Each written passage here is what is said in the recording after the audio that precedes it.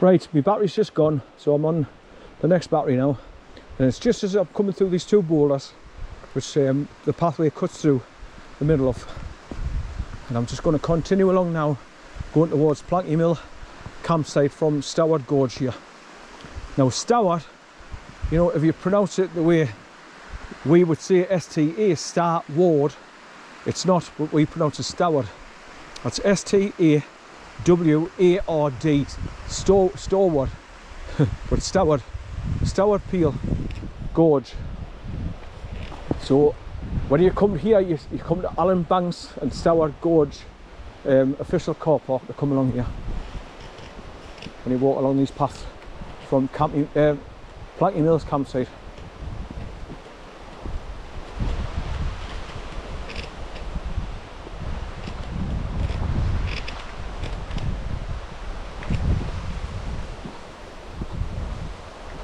Now by the time I walk back with him, going back the way, he's had enough exercise and running backwards and forwards.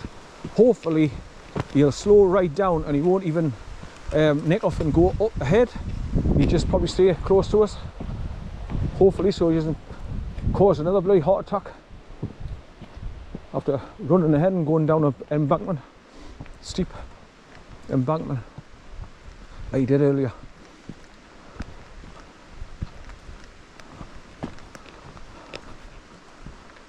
You know, all kinds go through your mind, like, how can I go home and explain to Natty that he's gone down a cliff and he killed himself, or he's broken all his bones, and you know, how would you have gone home and explain to Natty, my daughter? Or I'd have to go back to the car, grab my mobile phone and ring her. Like motorbikes or something going on up there.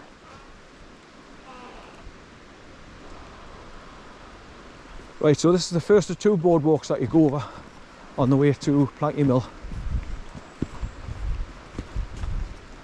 So you go over this one, go up the back, and then drop down on the second one. It's a beautiful setting, this, walking through the trees here. Because you're surrounded by tall trees and it's just nice and quiet.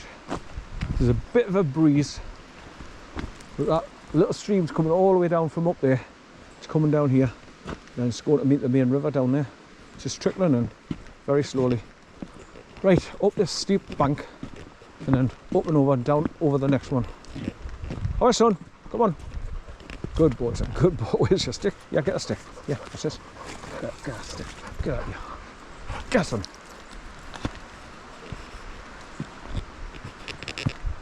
He can't be bothered. He's not in bite the stick mode.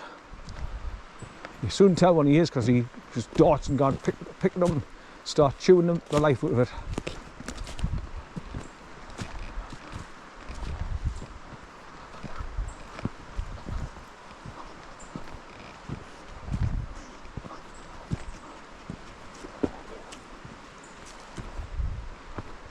So you can see how his collar's hanging, like dangling down off his neck. Now, what I thought when he was like half calling out to tell us where he was and he couldn't bark, I thought he might have been hanging off a bloody tree by that collar and caught on a stub, and he might have been hanging up by his neck. That's what my thoughts were telling us. So that's why I was frantic. And thought myself, how do I get to him? Right down there, 150 foot down. And it's a good job I know that area where I was, because I knew I could get down by the river's edge and then walk back along.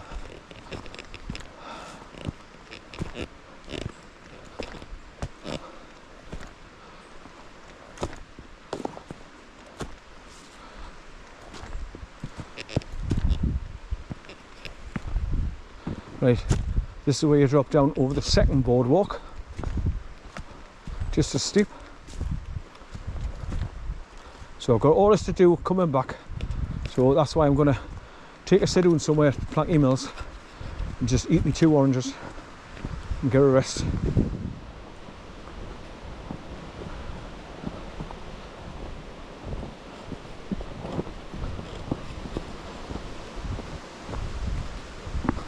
They've had to build these because obviously the landslides were so often, all this was the pathway would have just collapsed down there. So they've had to redo it. But they should have put non-slip mats on here as well. Because, I mean, these will be slippery when it's wet after heavy rains.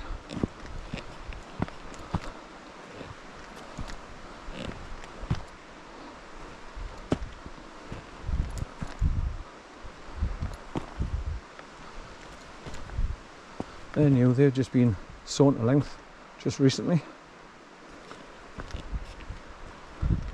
They're probably to make steps somewhere and peg them in.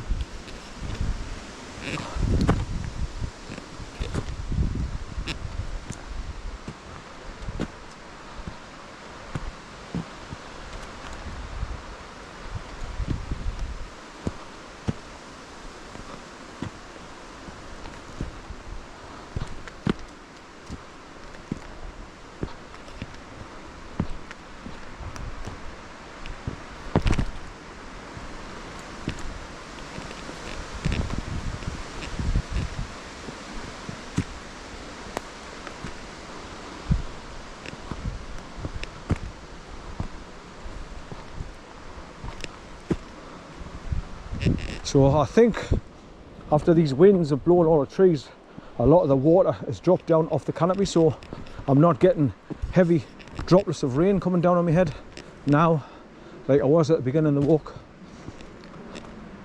I was getting soaking wet with that.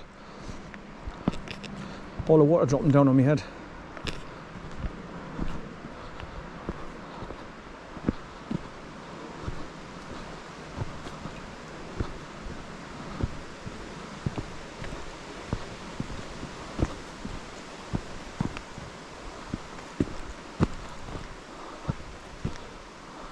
I've got another one of these pathways where you've got to go up.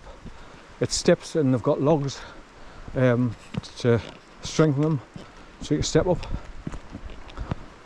It's just beyond this big tree here, off to the right. That's where you start going up the steps again.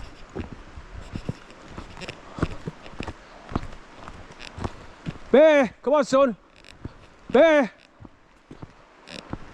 Now people that know where the steps are, take a shortcut over here past this trail and just go up the embankment instead of going right on the steps. So you can see all the roots sticking out the side of the bottom of the tree here, and they're growing round the corner.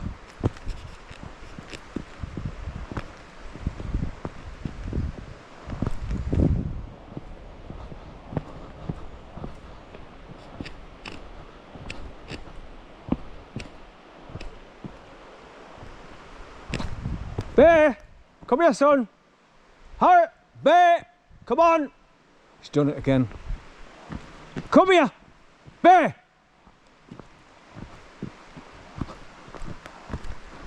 Yeah, people used to scramble up there to cut off this little corner because it goes around to the right, and you just used to go across there and cut off the corner instead of going all the way up these steps and through these stones. But you can't see it now because this is all overgrown. But after the winter's been, everything's dead again, lying flat. You can see it all. Bear, come here son. Come here, Bear. So this is very similar to back there where you come up and round and join a road. This is very similar, this bit here, because there's a marker post straight ahead with the arrow pointing down. Bear, come here son.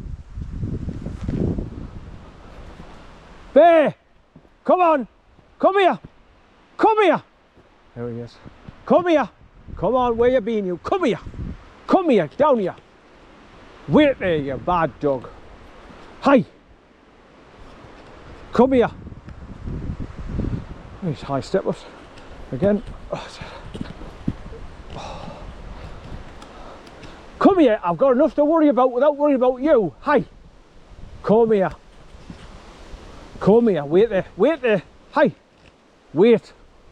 Right, you go down here, bends round to the left and drops down onto the bottom track at the bottom.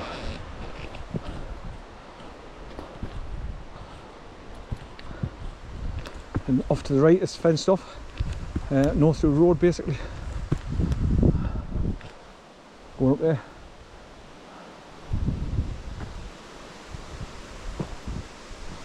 I think I walked along there before, and I tried to see if it would come out back there where you come up from past our peel. I thought you could walk along there. I can't remember how far I got now. It's that long ago. I just wanted to explore it to see where it come out, or if you could get right way along. But all I can remember now is there was deep trenches where the wheels were going through of the farmers' quad bikes. And there's another one where the dog's gone. You can go straight ahead there.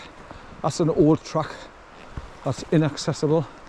So you go around to the left here and drop down the steep bank, and then you're on the bottom track, which is wide open and easy to walk along. Right, come on down here, down here. Come on down here. Good boy. Down here, son. Good boy, son. Good boy. Good boy. This is awkward as hell when if it's wet and you're trying to get down here.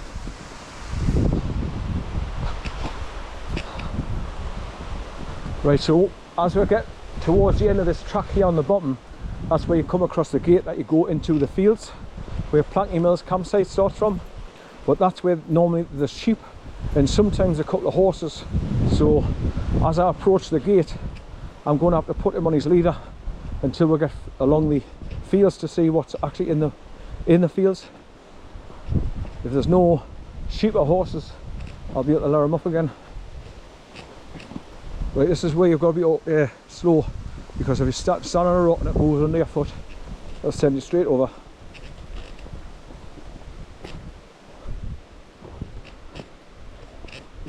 And that's where people go to get a photograph of the river down there, like get a shot through the trees.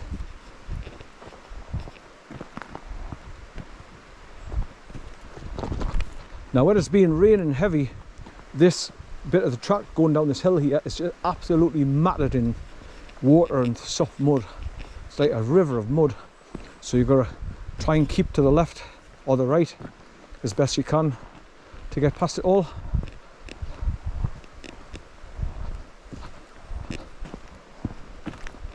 But you can just see the bit path going off to the left. Look where it's just here. It's usually full with mud and water because it's going downhill, so the water runs down just like a bit of a river or stream. But it's bone dry at the minute, so haven't got that problem today. But by the time I get to Planky Mill's campsite, I'm going to be knackered because it's quite a walk where you go all these ups and downs.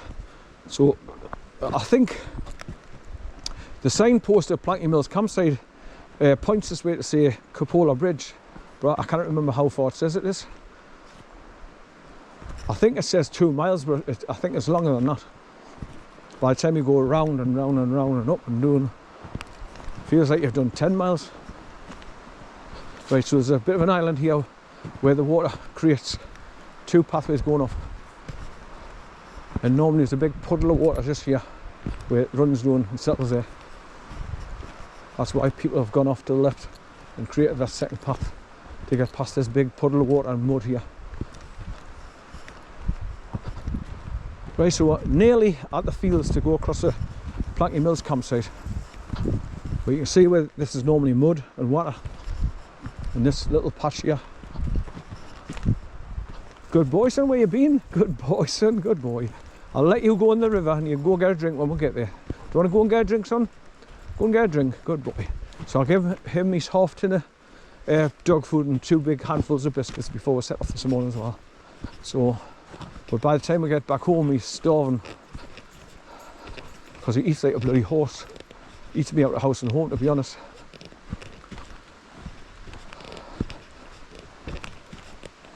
I'm always giving him something, like he gets his dog food and tins of dog food and biscuits. He also gets, like if I've made porridge or something, he gets bits of my porridge.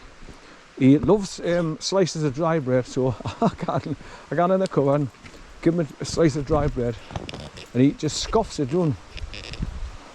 Right, so there's the opening straight ahead where you can see the sun through the trees. That's where the fence is, where they go through the gate. It's a open kiss me gate, and that's what takes you into the fields.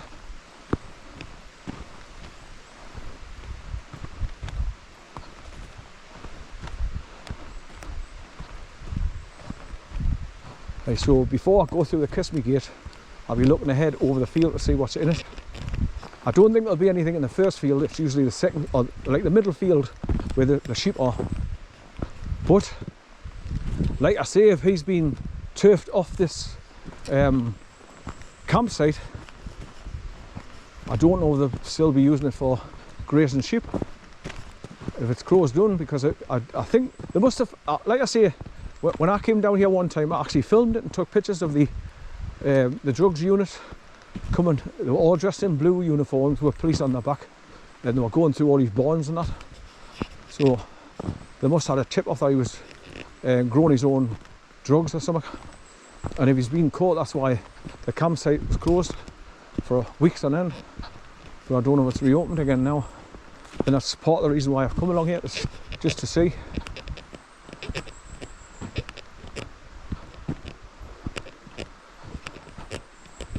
But like to that, you know, if somebody grasses you up for that, it wouldn't, I mean, I wouldn't bother me. I didn't care, you know, if he was selling, making a bit of money for himself, because the farmers are making no money now.